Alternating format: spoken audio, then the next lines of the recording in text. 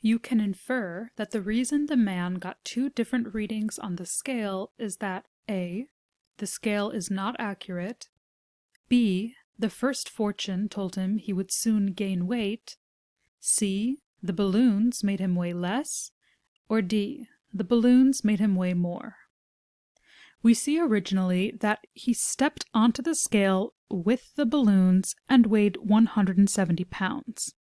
Then he tied the balloons to a wooden bench and mounted the scale again. This time he weighed 172 pounds. As we see from the text that the only difference between these two weighings is if he was holding the balloons or not, we can infer that the reason the man got two different readings on the scale is because the balloons were causing him to seem to weigh less.